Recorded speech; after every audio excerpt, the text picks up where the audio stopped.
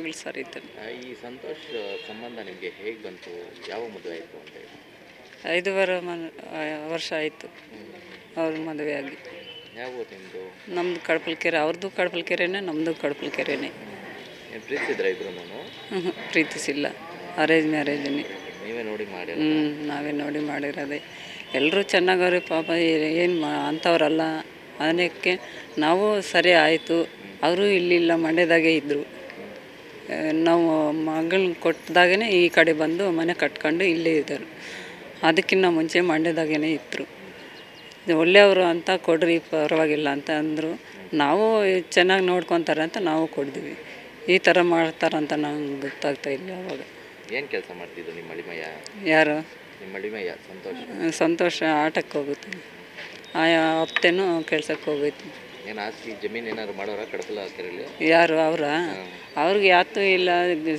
ಇವಾಗ ನಮ್ಮ ಮಗಳಿಗೆ ಮದುವೆ ಮಾಡಿದಂಗೆ 2 ಎಕರೆನೇ ತಗೊಂಡವ್ರು ಅಷ್ಟೇ.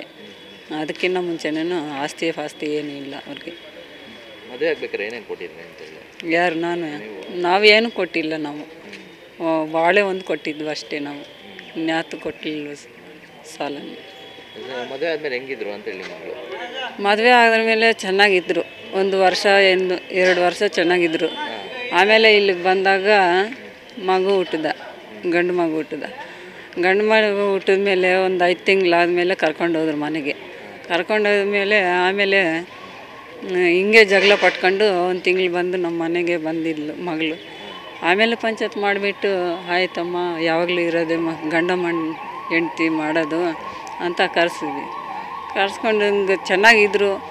ಆದರೂ ಪರವಾಗಿಲ್ಲ ಹೇಳಿ ಅಂತ ಯಾವಾಗಲೂ ಹಿಂಗೆ ಫೋನು ಅವ್ರ ಇರೋದನ್ನು ಕಿತ್ಕೊಂಡವ್ರೆ. ಅವ್ರೇನು ಫೋನ್ ಮಾಡೋಕ್ಕೂ ಬಿಡ್ತಾಯಿಲ್ಲ. ನಾವು ಹೋದ್ರೇನು ಆ ಅಜ್ಜಿನ ಯಾವಾಗಲೂ ಬರ್ತಾರೆ, ಹಂಗೆ ಹಿಂಗೆ ಹೇಳ್ಕೊಡ್ತಾರೆ ಅಂತ ಅವಜ್ಜಿ ಹೇಳೋದು.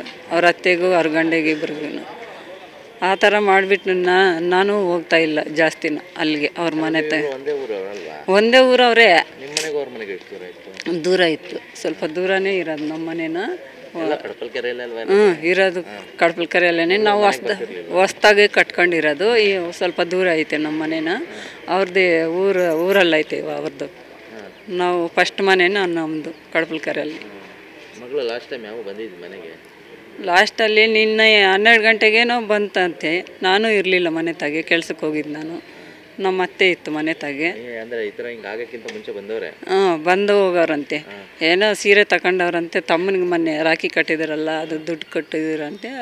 ಬುಕ್ ಮಾಡಿಬಿಟ್ಟು ಸೀರೆ ತರಿಸ್ಕೊಂಡವಳೆ. ಅದು ಬ್ಲೌಸ್ ಹೊಲಿಯೋಕ್ಕೆ ನಂಗೆ ಕೊಟ್ಬಿಟ್ಟು ಹೋಗೋಣ ಅಂತ ಬಂದಿದ್ಲಂತೆ. ಅದು ನಾನು ಇರಲಿಲ್ಲ, ಏನನ್ನು ಹೇಳ್ಕೊತಿಲ್ಲ. ಮತ್ತು ನಮ್ಮ ಅತ್ತೆ ಹತ್ರನೂ ಹೇಳ್ಕೊತಿದ್ದೆ ಯಾವಾಗ್ಲೂ. ನಿನ್ನೆ ಆ ಥರದ್ದು ಏನೂ ಹೇಳಿಲ್ಲ, ನಮ್ಮ ಅತ್ತೆಗೂ ಹೇಳಿಲ್ಲ, ನಮಗೂ ಹೇಳಿಲ್ಲ. ನಿನ್ನೆ ಫೋನು ಮಾಡಿಲ್ಲ ನಮಗೆ, ಮೊನ್ನೆನೂ ಮಾಡಿಲ್ಲ ನಮಗೆ. ನಿಮ್ಮ ಮಗಳದ್ದು ಸಂಸಾರ ಹೆಂಗಿತ್ತು ಅಂತೇಳಿ ವರದಕ್ಷಿಣೆ ಕಿರುಕುಳ ಕೊಡ್ತಾ ಇದ್ದಾರೆ? ಅದನ್ನು ಕಿರುಕುಳ ಕೊಡ್ತಾಯಿದ್ರು, ವರದಕ್ಷಿಣೆ ಕೊಡ್ತಾಯಿದ್ರು. ಹಂಗೆ ಕಿರ್ಕರೇನೆ. ಎಷ್ಟು ತಗೊಂಬ ಅಂತಿದ್ರು? ಎಷ್ಟು ನಮ್ಗೆ ಹಂಗೆ ಕೊಡ್ತಿದ್ರು, ಹಿಂಗೆ ಕೊಡ್ತಿದ್ರು ಅಂತೆ ಅವ್ರ ಅತ್ತೆ ಬೈತಿದ್ರಂತೆ. ಅದು ಬಂದು ನಮ್ಗೆ ಹೇಳ್ತಿದ್ರೆ ನಾನು ಹೋಗಿ ಅವ್ರ ಅತ್ತೆ ತಾಗೆ ಜಗಳ ಮಾಡ್ಕೊಂಡು ಬಂದೆ. ಈ ಥರ ಇದ್ದವರು ನೀವು ಒಳ್ಳೆಯವ್ರನ್ನೇ ಮಾಡ್ಕೋಬೋದು, ನಾವು ಹಳೆಯವ್ರನ್ನ ಯಾಕೆ ಮಾಡ್ಕೊಂಡಿದ್ದೆ ಅಂತ ನಾನು ಬಯಸ್ಬಿಟ್ಟು ಬಂದೆ ನಾನು.